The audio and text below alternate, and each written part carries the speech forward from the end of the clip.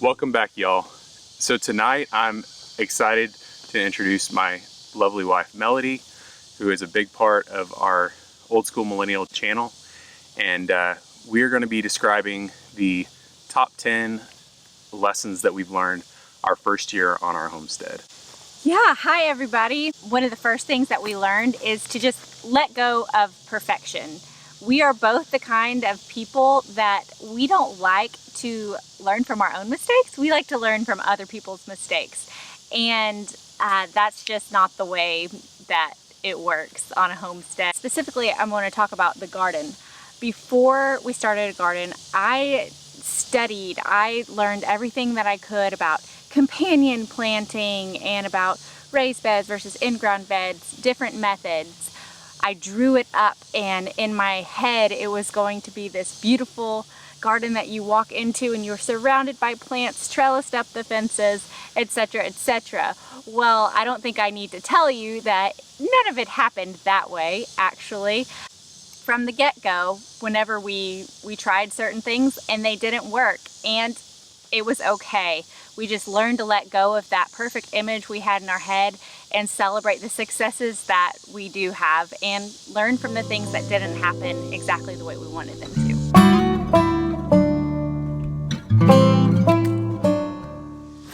Another thing that we learned that was big for us this year, especially with small little ones, was learning the dangers on our property and how to prepare for those ourselves, and also how to prepare our kids for those. Everything from stinging plants that we didn't even know existed because we grew up in the suburbs and we didn't have them there, like stinging nettles, also known as bull nettles, and other stinging plants, as well as the living things, poisonous spiders that we didn't know really how to identify before we got here, and we had to learn to identify them. Before I learned about the kinds of spiders, I was afraid of all spiders, and then whenever I learned to recognize the ones that could be dangerous to us, then I wasn't afraid of all the spiders anymore, because I knew which ones I needed to respect more than the others. Another thing, when it comes to a garden, just plant the things. We learned to just plant something. You can't learn everything there is to learn about every type of plant and what it should be planted with and where and when it should be planted, etc.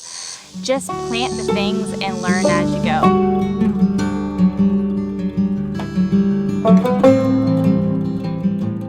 The next thing that we learned was that in the country, in rural locations, if you don't maintain what you have, nature will take it over. That's as true as it is inside the house as it is for outside the house. Inside the house, we have to clean in a completely different way so as to make it completely unhospitable for any kind of creatures that want to get in.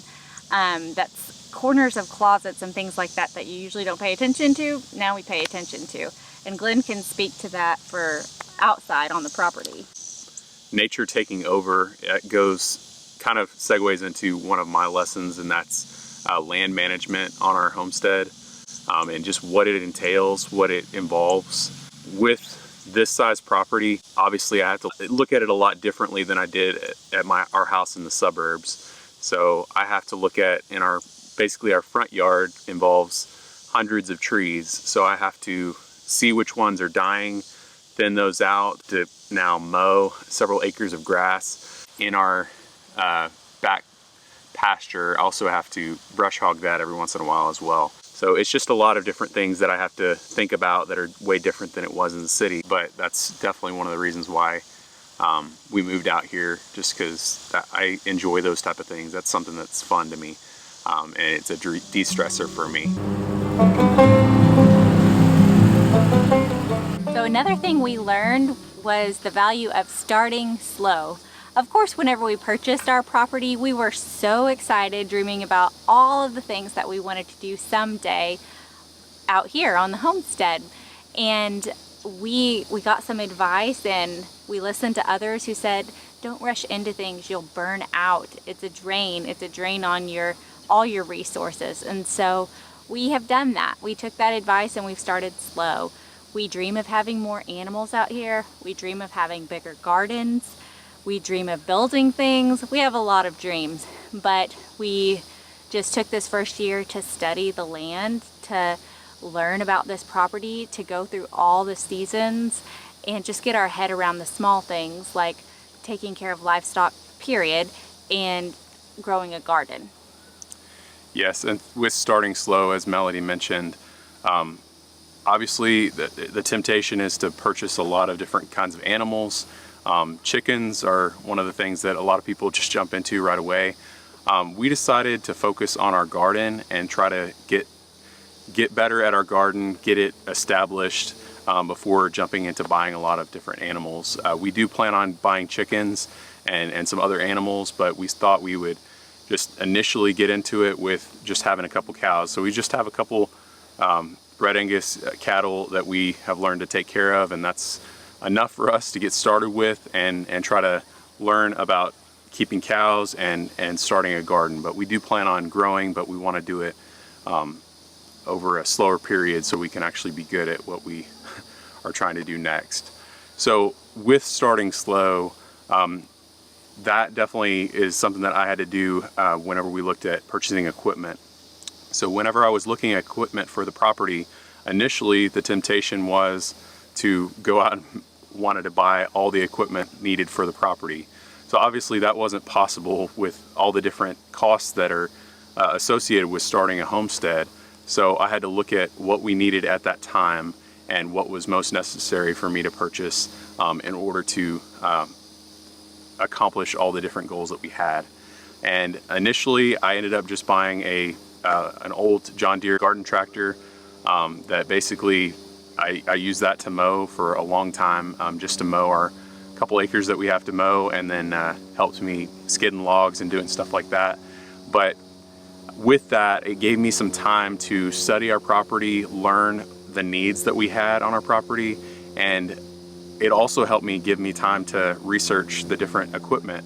And so with that, it actually helped me to research the tractor and the mower that I ended up purchasing, and I ended up getting a lot better value in the long run for what I ended up with. So it helped me to get a higher loader capacity on my tractor and a cheaper tractor, and basically I have the same warranty and everything that all the different other manufacturers have.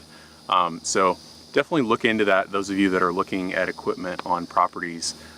Just check all the brands. A lot of the different brands, it may just be a brand name that you think is the best, but there are other brands out there, and just make sure you do the research before you go into purchasing equipment.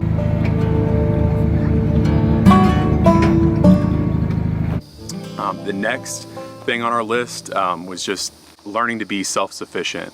So with that, one of the reasons why we moved here was to become more self-sufficient, to be able to provide our own food on the table, from our meat to our vegetables, and just be able to be as self-sufficient as we possibly could.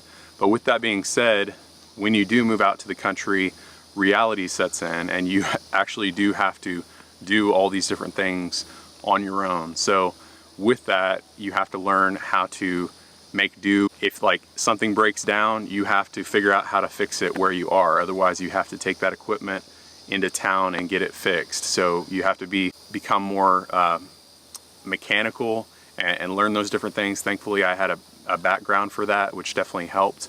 But also, it can, whenever you're looking at purchasing equipment, you realize how important it is to have things like a tractor that can basically multiply your force power by like 10x to be able to do lots of different tasks that maybe you don't have anybody else to help you, so you have to have that equipment in order to do those different tasks.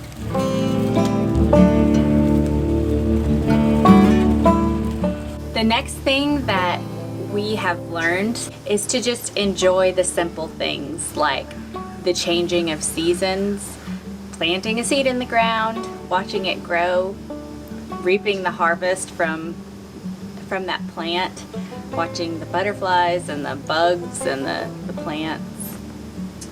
Yeah, moving out here to the country has just helped us to just relax and de-stress and unplug from technology.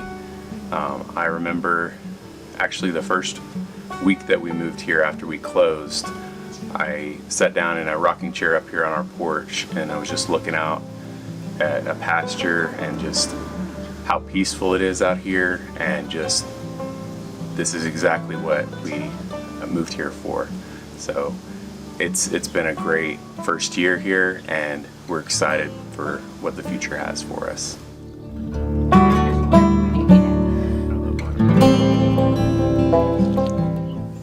The last thing that we want to share from our first year is that it's worth it.